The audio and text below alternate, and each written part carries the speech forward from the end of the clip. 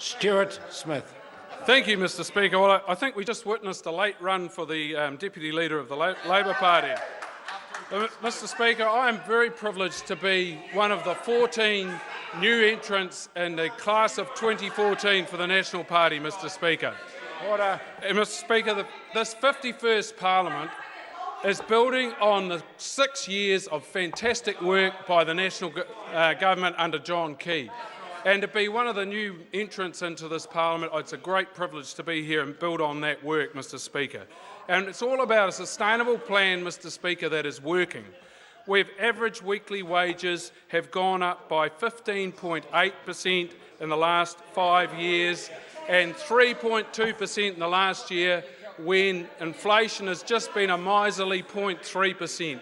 That's a fantastic amount of money in the pockets of average New Zealanders, far more than inflation. Their dollar goes a lot further, Mr Speaker.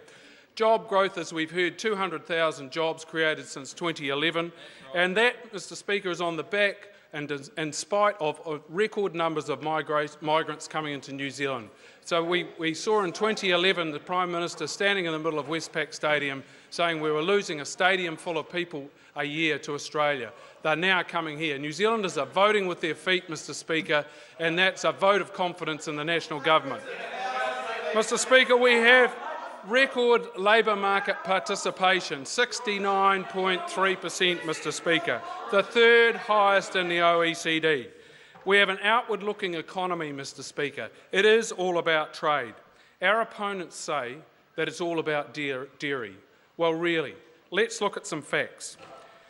We've had 18 quarters straight of economic growth, Mr Speaker, as we've heard, despite low dairy prices. But the dairy prices, fortunately, are starting to rise again, so things are on the way up.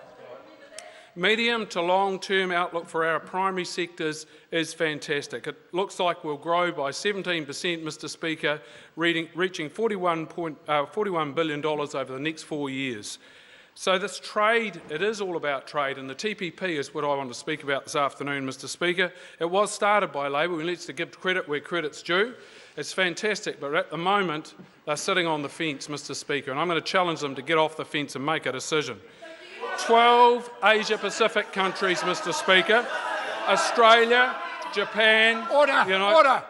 The level of interjection, particularly from one member, I don't mind interjection in a general debate, but it gets to that level, it creates complete disorder. That is the last warning I'm giving to 3 particular members of the Labor during this general debate. Stuart Smith. Thank you, Mr Speaker. It's great I could draw a bit of life out of that side. 12 countries in the Asia-Pacific region, Mr Speaker, including Australia, Japan, the US, Canada and New Zealand, with a combined GDP of 40 trillion New Zealand dollars. 800 million people, Mr Speaker. It's about trade. It's about having a larger market, and that's through increased specialisation and greater competition.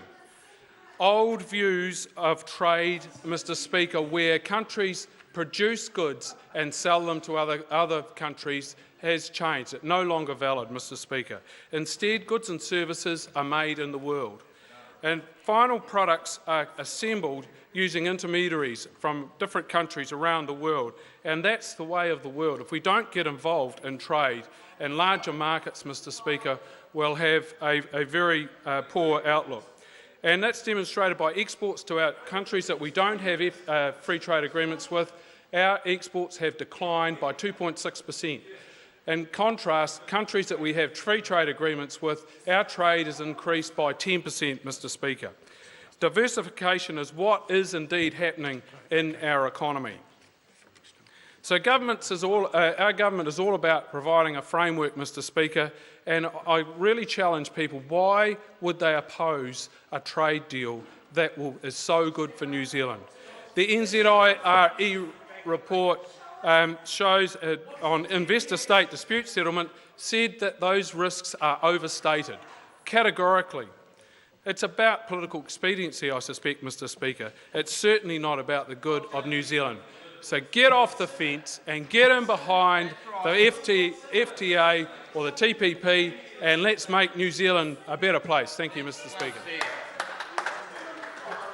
The time for this debate has expired. I call on